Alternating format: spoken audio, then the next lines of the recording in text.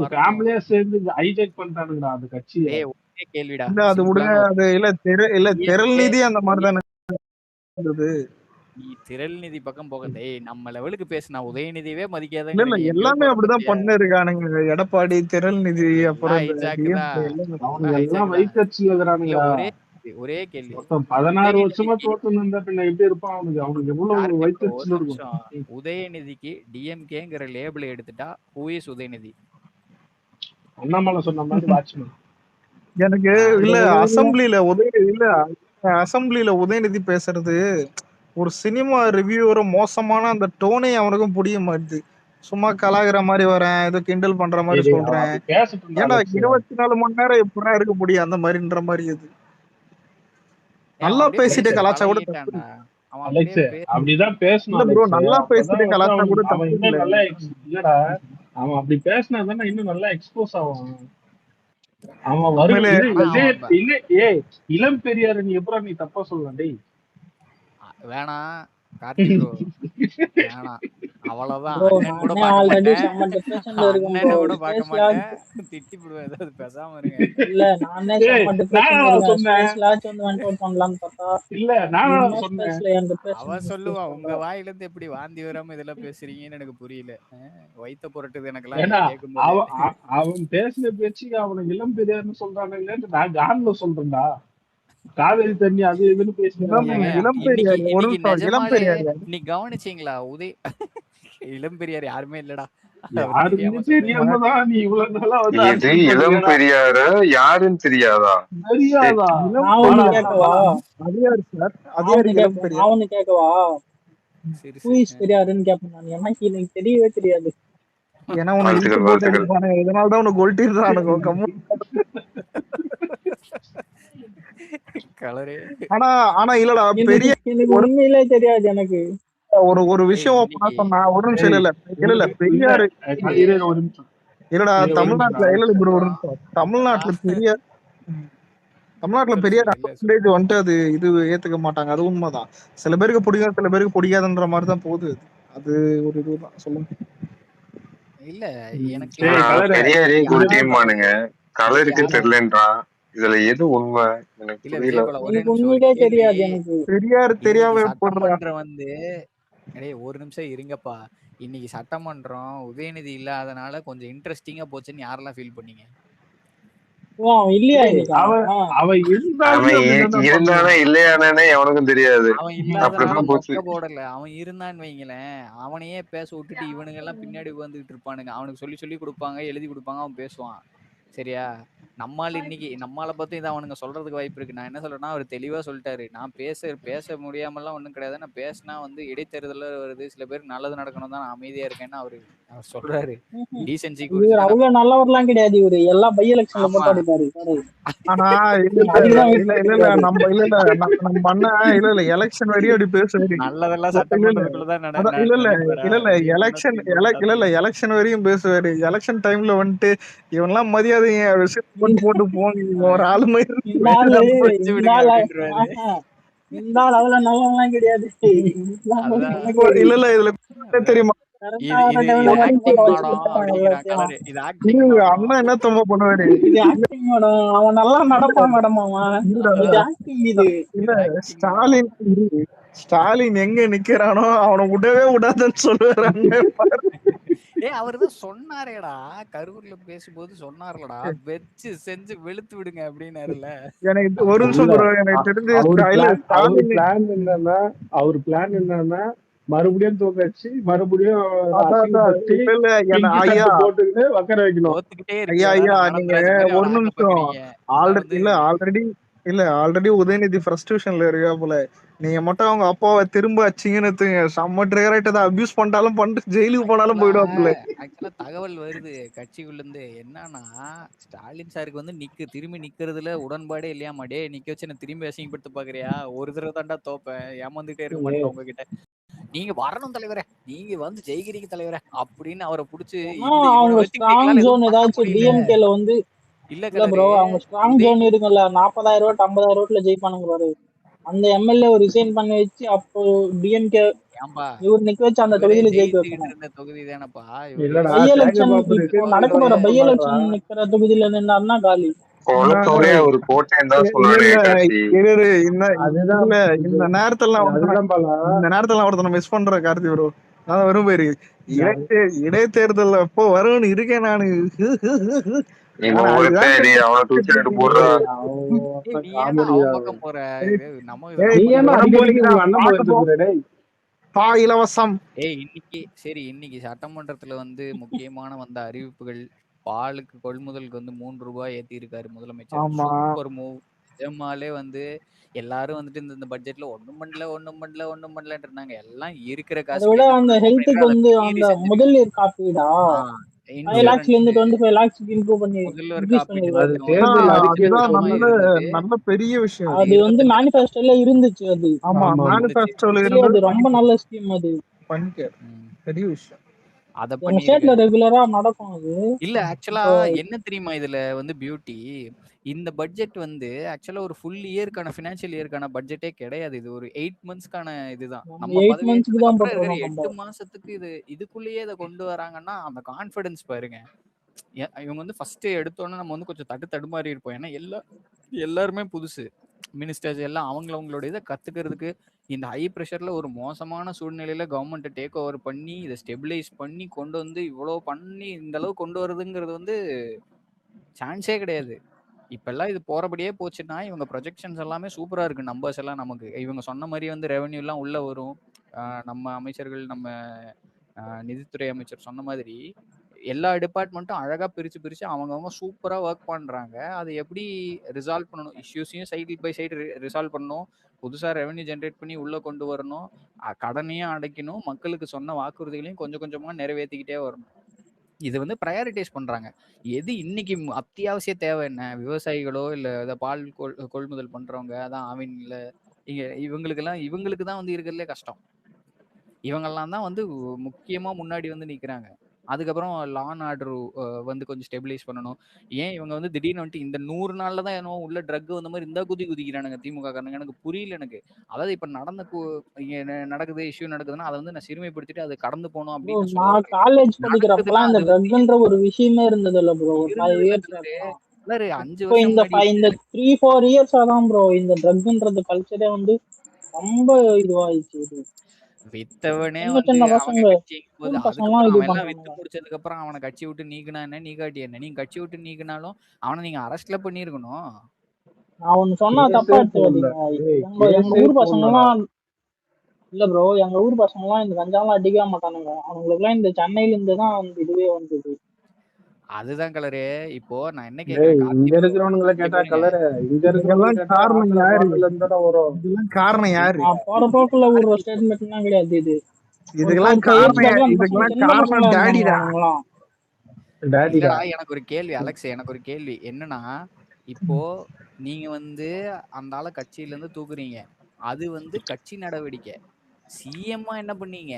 CM role ஒண்ணு இருக்குல்ல ஸ்டாலினுக்கு அரசோட இருந்துச்சுல. வேலை என்ன?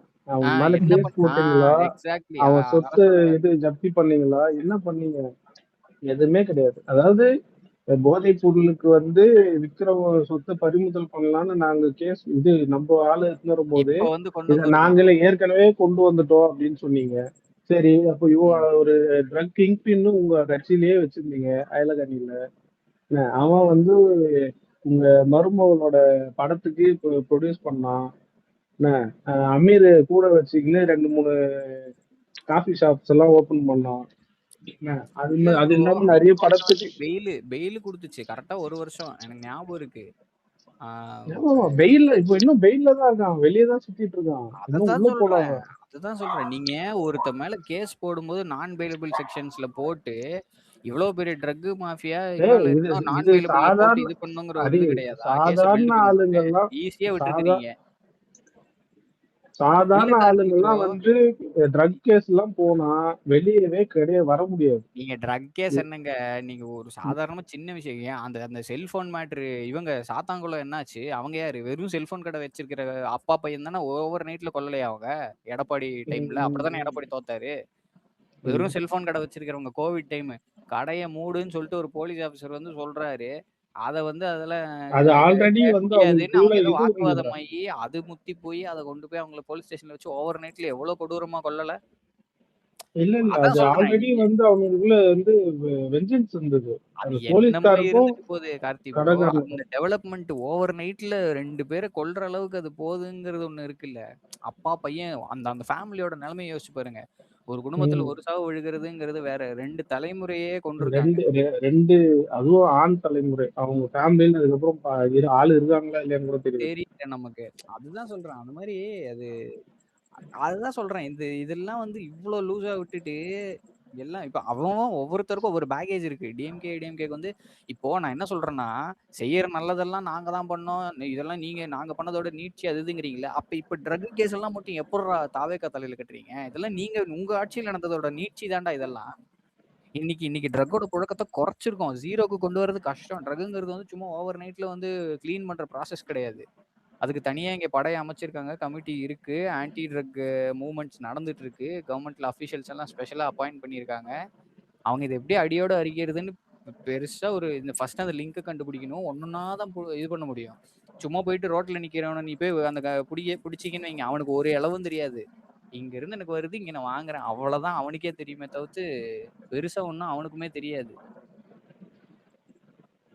ஹரி, இது ட்ரக் வந்து இப்போ மட்டும் இல்ல ஹரி. இதுக்கு முன்னாடி 2000லயும் டிஎம்கே இருக்கும் போதும் இருந்தது. அதுக்கப்புறம் ஏடிஎம்கே வந்ததுக்கு அப்புறம் இல்ல கார்த்தி ரோட்ல ப்ரோ. பஸ் ஸ்டாண்ட் அதாவது முன்ன இருந்துச்சு. ஆனா அந்த லெவல்னு ஒண்ணு இருக்கு. அதுதான் அது இல்ல. நான் என்ன சிந்தட்டிக் கம்ப்ளீட் பண்ண என்னென்னமோ விட. இருக்குங்க. ட்ரக் பேர்லாம் இங்க சொல்லக்கூடாதுன்னு நினைக்கிறேன். இல்ல என்னென்ன அதுதான் எனக்கு கொஞ்சம் கம்ப்ளீட் பண்ண விட. சொல்லுங்க அந்த சொல்லுங்க. டைம்லயும் வந்து இருந்தது. அதுக்கப்புறம் ஜெயலலிதா வந்ததுக்கு அப்புறம் அது ரொம்ப ஸ்ட்ரிக்டா இது பண்ணாங்க. பஸ் ம். ஸ்டாண்ட்ல நிக்கிறானுங்க தெரியுமா? ஒரு மாதிரி ஆமா. அவனுங்க எல்லாம் வந்து போலீஸ்காரங்க போயிட்டு கை வந்து ஹோல்டு பண்ணி பார்ப்பாங்க. இந்த ம். இன்ஜெக்ஷன் போட்ட மாதிரி இருந்ததுன்னா அவங்க தலைமையிலேயே தட்டி வலிச்சுட்டு போவானுங்க. நான் வந்து ஸ்கூல் படிக்கும் போதே பார்த்திருக்கேன். அதுதான் கார்த்தி இப்போ ப்ரோ. இப்ப ஆனா வந்து எனக்கு என்ன டவுட்னா, இப்ப நம்ம அவன மட்டும் புடிச்சா இப்ப கன்சியூம் பண்றவன தாண்டி விக்கிறவனையே புடிக்கிறீங்கன்னு வைங்களேன் ரோட்ல. அவன புடிச்சாலும் உங்களால நெட்வொர்க்லாம் டேப் பண்ண முடியாது தானே? இல்ல அதெல்லாம் வந்து போலீஸால முடியும் ஹரி. போலீஸால இல்ல ப்ரோ அப்படி இல்ல. எங்க ஊர்ல ஒருத்தனை பிடிச்சி இப்ப இன்னும் 5 பேர் பிடிச்சானுங்க எங்களுக்கு bro. இல்ல அதெல்லாம் கார்த்தி. ட்ராக் பண்ணுவாங்க ஹரி. விக்கிறவனெல்லாம் 5 பேர் நீ பிடிக்கலாம். நெட்வொர்க்க அதுக்கு மேல பிடிச்சி மேல நீ ஒரு ஒரு புடிச்சிட்டே பையனை போனீன்னா, பிடிச்சி 5 பேரை எவன் பிடிச்சானுங்க ப்ரோ. சோர்ஸ்ன்னு நீ கண்டுபிடிக்க முடியாது. அது ஒரு நீங்க பாயிண்ட்டுக்கு மேல லோக்கல்ல விக்கிறவனுங்களை நீ பிடிச்சிடலாம். அவன் லோக்கல்ல வந்து நீ பெரிய எங்க பிடிக்க மாஃபியாவை நீ முடியாதுன்ற. ட்ராப் பண்ண முடியாது. ஆனா நீ ஆ லோக்கல்ல விற்பானுங்களா பசங்க, லோக்கல்ல இருக்கிறவன புடிச்சு அத அவனுங்கள நிறுத்தவே பிடிச்சி முடியாது. பிடிச்சி போடலாம். சோர்ஸ்ல நம்ம போய் புடிக்கணும். ம். அதாவது இந்த விக்ரம் படத்துல வந்து இதெல்லாம் சாதாரணமா நிறுத்த முடியாதுங்கிறனால தான் வந்துட்டு கமலே வந்து ஏஜென்ட்டுங்கிறனால தான் அவன் வந்து அத டேப் பண்றதுக்கு அவனுக்கே 20 வருஷம் ஆகும். அது ஆக்சுவலா ரியல் லைஃப்லயும் அப்படிதான் ஆகும். நீ ஹிடனா இருந்து ஒரு ஏஜென்ட் வந்து ஒரு டீமை ஃபார்ம் பண்ணி பிளாக் ஸ்குவாடுன்னு வச்சு அவனுக்கே அவ்வளோ வருஷம் ஆகும். ஏன்னா ட்ரக்குங்கிறது வேர்ல்டு வைட் இஷ்யூ இது. இது இந்தியா தமிழ்நாட்டு மட்டும் வச்சு நான் பேசல. ட்ரக்குங்கிறது பொதுவாகவே இந்த ட்ரக் மாஃபியாங்கிறது உலகம் ஃபுல்லா எடுத்துக்கிட்டீங்கனாலே அவனெல்லாம் நீங்க பிடிக்கவே முடியாது. அவனுக்கு பொலிட்டிக்கல் பேக்கிங் இருக்கும். டெஃபினட்டா இருக்கும். அவ்வளவு பணப்புழக்கம் இருக்கிற இடம். சினிமாலாம் நம்ம பெருசுன்னு நினைச்சு கலெக்ஷன் சண்டையெல்லாம் போட்டு நம்ம பெரிய இதுன்னு நினைச்சிட்டு இருக்கிறோம். சினிமாலாம் சின்ன சும்மா சிங்கிள் செல் ஆர்கானிசம் அமீபா மாதிரி இத்தினூண்டு. அதை விடலாம் பெரிய பெரிய இண்டஸ்ட்ரி பணப்புழக்கம் அதிகமா இருக்கிற இண்டஸ்ட்ரிலாம் இருக்கு. ஸோ இது அது வந்து சினிமா என்ன ஓவர். ப்ரோ மொத்தமா ஒரு வருஷத்துக்கு 2000 கோடி 3000 கோடி ஆனா இது வந்து again நான் முட்டு கொடுக்க சொல்லல. எப்படியோ நீங்க வருது. அந்த ட்ரக்கை வந்து அழிக்க முடியாது. ஆனா உள்ள வராம தடுக்கலாம். எங்க இருந்து வருதுன்னு கண்டுபிடிச்சு அந்த ரூட்டை நீங்க சரி பண்ணலாம். அது பண்ண முடியும். கொஞ்சம் கொஞ்சமா அது ஓவர் நைட்ல பண்ண முடியாது. It will take some time. ஆனா அந்த டைமை கொடுக்கணும் நம்ம கவர்மெண்ட்க்கு. நீங்க இன்னொன்னு நான் சொல்றேன். ரோட்ல வந்து இந்த குப்பை போடுற இது நெக்ஸ்ட் டாபிக் குப்பையா கிடக்குதுன்னு சொல்லிட்டு திருப்பூர்ல வீடியோல எடுத்து ரீல்ஸ் போட்டுட்டே இருந்தாங்க. நேத்து கூட சத்யபாமா மேம் எம்எல்ஏ வந்து இன்னைக்கு பேசினாங்கன்னு நினைக்கிறேன். இன்னைக்கு if I am not wrong இன்னைக்கோ நேத்தோ அவங்க வந்து சொன்னாங்க. திருப்பூர் எம்எல்ஏ வந்துட்டு சொல்றாங்க, இந்த மாதிரி எங்க தொகுதியில வந்து நான் வந்து இது பார்த்தேன், அது சரி செய்யணும் அப்படின்னு சொல்லி சொன்னாங்க. அவ்வளோ குப்பை. நமக்கும் கொஞ்சம் ரெஸ்பான்சிபிலிட்டி வேணும். எல்லாத்துக்கும் அரசாங்கத்தை குறை சொல்ல முடியாது. அவங்க குப்பை அள்ளிட்டு போறதுக்கு ஆட்டோ வருது, வண்டி வந்து வாங்கிட்டு போறாங்கல்ல வீட்டுல. ஏன் வந்து நமக்கு வந்து ஒரு சிவிக் சென்ஸ் இருக்க மாட்டேங்குது? போடக்கூடாது. நம்ம நம்ம நடந்து போற இடம் தான் டெய்லி கிராஸ் பண்றோம். போற போக்குல போட்டு போனா நாளைக்கு நீயே தானே வருவ. அந்த பக்கம் போகணும்ல. ஏன் மக்களுக்கு ஏன் அந்த அறிவு வர மாட்டேங்குது? நம்மளும் வந்து ஒத்துழைக்கணும்ல கவர்மெண்ட்டுக்கு. ஏன் அந்த சென்ஸ் இருக்க மாட்டேங்குது? மக்களை குறை சொல்லணுங்கிறதுக்காக சொல்ல. ஆனா நாம தானே அதை போடுறோம். யாராச்சும் ஒருத்தர் போடாம அங்க வந்து என்ன கவர்மெண்ட் கார்பரேஷன் வந்து கொட்டிட்டு போதா குப்பைய? எப்படி வருது குப்பை அங்க? யாராவது பல்கா கொண்டு வந்து கொட்டிட்டு போறாங்களா? இல்ல வந்து இண்டஸ்ட்ரி கழிவுகளை வந்து கொட்டுறாங்க? கிடையாது. எல்லாம் தனித்தனி வீட்ல இருந்து போடுற குப்பை தான் அங்க கிடக்குது மோஸ்ட்லி. யாரும் லாரியில கொண்டு வந்து அங்க கொட்டிட்டு போறது கிடையாது ரோட்டோரமா. அவ்வளோ குப்பை. ஏன் நமக்கே அந்த ரெஸ்பான்சிபிலிட்டி இருக்க மாட்டேங்குது? எப்ப பார்த்தாலும் அரசாங்கத்த மட்டும் கேள்வி கேட்கறது. கேட்க வேண்டிய இடத்துல கேட்கணும். அதெல்லாம் நான் இல்லைன்னு சொல்லாது. டிவிகே கவர்மெண்ட்டா இருந்தாலும், நம்ம கவர்மெண்ட்டா இருந்தாலும் தப்பு நடக்கும்போதெல்லாம் நம்ம கேட்டிருக்கோம். கேட்டுட்டு தான் இருக்கோம். ஒருத்தர் போஸ்டிங் போட்டா கூட இவங்கள ஏன் போடுறீங்க? இவங்களுக்கு என்ன இது இருக்கு? குவாலிஃபிகேஷன் இருக்குன்னு நம்ம பசங்களே கேட்கறாங்க. நியாயமா அதுதான் கரெக்ட். அப்படிதான் இருக்கணும். உன்னோட தலைவராவே இருந்தாலும் அவர் தப்பு செய்யும்போது கேள்வி கேட்கிற அளவுக்கு இங்க ஜனநாயகம் இருக்குல்ல நம்ம கட்சியில. அப்ப அதே மாதிரி ஏன் சிவிக் சென்ஸ் இல்ல மக்களுக்கு? நம்ம வந்து சும்மா அரசாங்கத்தை கட்டி நீ வரி கட்டிட்டீங்கிறதுக்கா ஓனர் மாதிரி நம்ம நடந்துக்க முடியாது.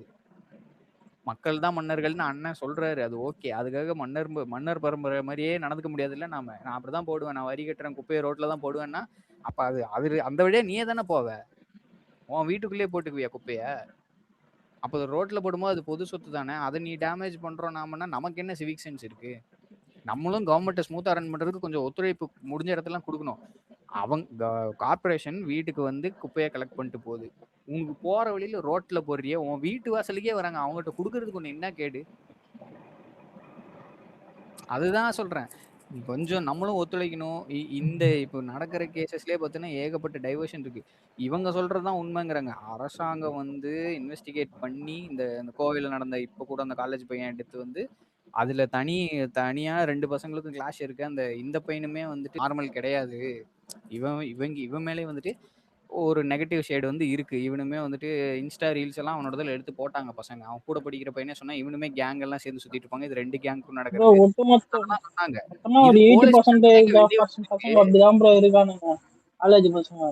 அதான் கலரு. இல்ல நம்ம ரீல் எல்லாரையும் மொத்தம் போட்டு அவனுக்கு அந்த ஹேபிட் இருக்கோ இல்லையோ, ஆனா அந்த ரீல் போட்டு அவனுக்கு இமேஜ் அவனுங்களே கெடுத்துக்கிறானுங்க. அதுதான் அந்த சொல்றேன். ரீல் பார்த்து நம்ம அவனுங்களை ஜட்ஜ் பண்றோம். ஓ இவனும் அப்படிதான் இருப்பான் போலன்னு சொல்லிட்டு. பட் இல்ல அவனுக்கு அந்த நீங்க ஹேபிட் இருக்கா இல்லையான்ட்டு அவனுக்கு தெரியல. கட்டையில வச்சுட்டு ரீல் போட்டா என்ன நினைக்க சொல்ற? அப்புறம் புரியுதா? அதான் அது புரியுது அதான் எனக்கு. நம்ம அதுக்குள்ள டீப்பா நம்ம போவேனா. அதான் நான் சொல்றேன். இது இருக்குன்னா இது எக்ஸிஸ்டன்ஸ்ல எப்படி வந்து திடீர்னு இந்த 100 நாள்ல வந்துச்சா? சொல்ல போனா போன ஆட்சியை விட இந்த ஆட்சியில வந்து அவ்வளோ டன்னு அதிகமா பறிமுதல் பண்ணி அதெல்லாம் எரிச்சிருக்காங்க போலீஸ். நம்ம எல்லாம் வீடியோ எல்லாம் பாக்குறோம். இவங்க ரீல்ஸுங்கிறாங்க. அது ரீல்ஸ் கிடையாது, அது டாக்குமெண்டேஷன். நீங்க எப்படி பேப்பர்ல டாக்குமெண்டேஷன் பண்ணுவாங்களா அந்த காலத்துல, இப்போ ரீல்ஸுங்கிறது ஒரு கைண்ட் ஆஃப் டாக்குமெண்டேஷன் ஆயிடுச்சு. கவர்மெண்ட் அதை பயன்படுத்துறாங்க. அது நல்லது, அது ஒரு ப்ரூஃப். எத்தனை காலம் ஆனாலும் அழியாது. நமக்கு உனக்கு ஒரு வேணும்னா ப்ரூஃபா இருக்கும் மக்கள் அது. அது ப்ரூஃப். அது நீ இவங்க இப்ப எம்எல்ஏ வந்து ரீல்ஸ் போடுறாங்க, ரீல்ஸ் ஆச்சுன்னா அவங்க என்ன உங்க மா சுப்பிரமணியம் சும்மா அங்க எரிஞ்சிட்டு இருக்குமா ஸ்டார்ட் அப்படின்னு சொல்லிட்டு நடந்தா வந்தாரு. போன தடவை மா சுப்பிரமணியம் பண்ணாரேப்பா, அந்த ரீல் கூட இருக்குது, எடுத்து பாருங்க தேடி. சுப்பிரமணியம் விடுங்க ப்ரோ, திருத்தணி எம்எல்ஏன்னு ஒருத்தர் இருப்பான் ப்ரோ, டிஎம்கே சைடு. அவன் போட்ட ரீல்லாம் எனக்கு இரிட்டேட் ஆகும் ப்ரோ. இல்ல கலரு, இங்க எரிஞ்சிட்டு இருக்கு, ஒரு ஃபயர் ஆக்சிடென்ட் ஆகி ஏதோ லாரி எரியுது, அதை வந்து பார்வையிட்டார் மா சுப்பிரமணியம். அதான் நியூஸ். இவங்க என்ன பண்ணிட்டாங்க, தப்பா எடிட் பண்ணாம ஸ்டார்ட் பண்ணும்போது நான் இப்படி நடந்து போறேன் நீ எடு அப்படின்னு அவர் சொல்லிட்டு நடக்கிறாரு. அதெல்லாம் போட்டு விட்டாங்க தெரியாம, மாட்டினாரு தலைவர். நான் பார்த்தேன் இருக்கு, அது இப்பயும் இருக்கும். யாராவது எடுத்து வச்சிருப்பானுங்க நம்ம பசங்க, கேட்டா எடுத்து விடுவானுங்க. அப்போ அதுதான் ரீல்ஸ், அதுதான் அது ஃபேமஸ் விளம்பர எல்லா மாடல். பசங்களும் பார்த்திருப்பானுங்க. விளம்பர மாடல்னு நாம பேர் வச்சோம், சரியா? அண்ணா தான் சொன்னாரு அதை ஃபர்ஸ்ட் விளம்பர மாடல். அது எனக்கு நல்லா பதிஞ்சிருச்சு. ஆனா ஒருத்தன் ரொம்ப காலமா சோஃபா மாடல் ஏதோ கத்திக்கிட்டு இருக்கான், அதுவும் தேஞ்சு போன ரெக்கார்டு மாதிரி சொல்றான். யாருமே அவங்க கட்சிக்காரங்களே அதை யூஸ் பண்றது இல்ல, அவன் மட்டும் தான் தனியா சொல்லிட்டே இருக்கான். பெருசா அஃபெக்ட் ஆகல அது சோஃபா மாடல்னு இல்ல சொல்லிட்டு. அதான் சொல்றேன். அது யாருக்கிட்டையும் போய் சேரல. ஏன்னா வந்து ஜனங்களுக்கு தெரியும் விளம்பரம் யார் பண்ணதுன்ட்டு. ஏன்னா போனை திறந்தாவே இவனுங்களை யூடியூப் திறந்தா போனை திறந்தா இவனுக்கு ஆட் இல்லாம என்னைக்கா இருந்துக்குது. நீங்க ஒண்ணுமே பேரு பண்ண வச்சுட்டான் வேணாம். பேரு வச்சுட்டான். இல்ல இவனுங்க நிறைய கிளவுனிசம் பண்ணிட்டானுங்க. அமைதியா விட்டுருக்கணும், சும்மா இருந்திருக்கணும். அது செஞ்சு டிஎம்கே சத்தியமா நான் சொல்லிட்டா, நம்ம ஜெயிச்சப்ப அந்த கர்மாந்திரத்தை பண்ணானுங்க. டிஎம்கே எதிர்கட்சியா வந்துருச்சு, பயங்கரமா டஃப் கொடுப்பாங்க, நம்ம கஷ்டமா இருக்கும். ஆனா என்ன பண்ண போறாங்கன்னு தெரியல. நம்ம எம்எல்ஏஸ் பார்ப்போம், என்ன நடக்குதுன்னு பாத்துறலாம், ஒரு கை மோதி பாத்துறலாம்னு பார்த்தா ரொம்ப ஈஸியாக்கி விட்டானுங்கடா. ஏடிஎம்கே டிஎம்கே இருக்கும்போது ஏடிஎம்கே எப்படி டம்மியா இருந்துச்சு, இப்ப பார்த்தா டிஎம்கே டிவிக்கு இருக்கும்போது டிஎம்கே அந்த மாதிரி டம்மியா தான் தெரியுது. பேக்கேஜ் நிறைய இருக்காரு, அவனுங்களால எதுவுமே பண்ண முடியல. செருப்படி வாங்கிட்டே இருக்கானுங்க, எது வாய் எடுத்தாலுமே மாட்டிக்கிறானுங்க. திறக்கவே விட மாட்டீங்க கார்த்தி ப்ரோ. ஆனா பாவம் இதெல்லாம் இந்த பாவம்லாம் உங்களை சும்மா விடாது. இல்ல ரேகிங் பண்றதே எழுந்து கையில தூக்கி போதைப் வச்சு பொருள் அதிகமா இருக்குன்னாங்க. ஏன்னா வித்ததே நீங்க தானான்னு கேட்ட உடனே எழுந்து எல்லாம் ஓடி போயிடுறானுங்க. அந்த இல்ல எந்த லெவலுக்கு ட்ரக் என்ன கிங் பின் மாஃபியாலாம் வச்சிருந்த கட்சியை இந்த டேபிள் நான் தான் செஞ்சேன், இந்த மைக்கு நான் தான் செஞ்சேன்னு பேச வச்சீங்க பாத்தீங்களா? பாவங்க. ம்.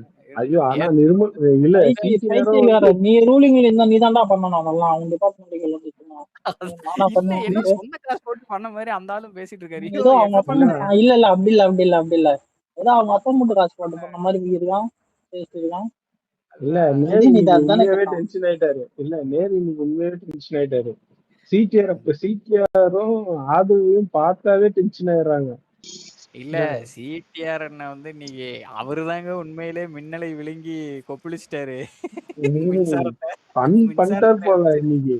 மின்னலை விழுங்கி நான் மின்சாரத்தை சிடிஆர் ஸ்பீச் கொப்பளிச்சு கேட்கவே இல்லை இன்னைக்கு நான் ஃபுல்லா ஆசம் முடியாதான் ட்ரிகர் வந்துட்டு இல்ல ஆயிட்டாருங்க. 3 தடவை ட்ரிகர் பண்ணி விட்டாரு நிஜமாலே. ம். ஜாலியா இருந்துச்சு. இல்லைங்க ஏன்? கொஞ்சம் நெஞ்சமா இவங்க எடப்பாடி இருக்கும்போது எவ்வளவு ஏளனமா மட்டம் தட்டி எப்படிலாம் நடத்தியிருப்பாங்க. ஒன் சைடு மட்டும் காட்டிப்பாங்க. அவ்வளவுதான் சாவட்டும், அசிங்கப்படட்டும். இல்லைங்க இது என்ன இது தப்பு ஹரி பண்ணாம இவங்க யாரோ ஒரு எல்லாம் எம்எல்ஏ எழுந்து ஓடி வந்தாருன்ட்டு ராஜ்மோகன் பேசினாரு. அதுதான் அவரு அதுதான் காட்டினாங்களா? நானும் சொல்ல வந்தேன். காட்டல அது அத. காட்டவே இல்ல. நீங்க அதுதாங்க சொல்றேன். இப்ப நம்ம கவர்மெண்ட் வந்து ஒரு எம்எல்ஏ என்னதான் இருந்தாலும் அவர் ஒரு எம்எல்ஏ மக்களோட பிரதிநிதி, மக்கள் ஓட்டு போட்டு அவர் உள்ள கொண்டு வந்திருக்காங்க. அவர் மரியாதை பேரும் சொல்லல. கெட்டக்கூடாதுங்கிற ரீசனுக்காக மரியாதை கெட்டக்கூடாதுங்கிற ரீசனுக்காக அவர் பேரை கூட சொல்லல. கேமரா நினைச்சிருந்தா ஸ்விட்ச் பண்ணி காட்டியிருக்கலாமே. ஒரு செகண்ட் ஆகுமா? டிஎம்கே மட்டும் நம்ம இடத்துல ஆளுங்கட்சியா இருந்து டிவிகே எம்எல்ஏவோ இல்ல வேற கட்சி எம்எல்ஏவோ இதை பண்ணி இருந்தா உடனே அதை போட்டு இன்னைக்கு எவ்வளவு நியூஸ் கார்டு ஓடி இருக்கு நேரம் சன் நியூஸ்ல. அது நடந்த லைவ்ல ஆரம்பிச்சு நாளைக்கு 24 மணி நேரம் ஓட்டி அந்த எம்எல்ஏ வாழ்க்கையவே சட்டசபையின் காலி மாண்பை பண்ற அளவுக்கு கெடுத்தார்கள்னு போட்டு போய் காடா போட்டிருப்பான் சன் டிவிக்காரன். டிவிக்கே நினைச்சிருந்தா அதை செஞ்சிருக்க முடியாதா? ஏன் செய்யல? அதுதான் இல்ல டீசென்சி. அதெல்லாம் பண்ணணும் ப்ரோ அது நம்ம அதெல்லாம் குறிக்கோள் பண்ணாதான் நல்லா ஜாலியா இருக்கும் இவனுங்களுக்கெல்லாம் இல்ல கலரு அது நம்மளால பண்ண முடியும். பவர்ங்கிறது என்ன தெரியுமா? பவர் இருக்கு, எவ்வளோ பவர் இருக்கோ அவ்வளவு ரெஸ்பான்சிபிளா நடந்துக்கணும்.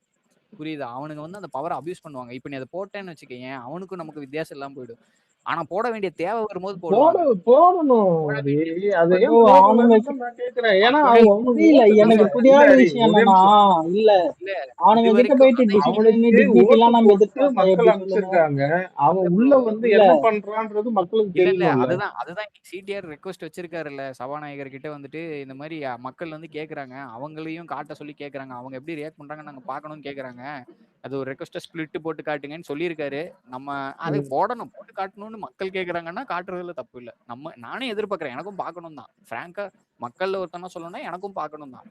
ஆனா ஏன் நம்ம இது நாள் வரைக்கும் அதை செய்யாம இருக்கோம்னா அவங்க பேசும்போது மட்டும் நம்மளை காட்டுறோம்.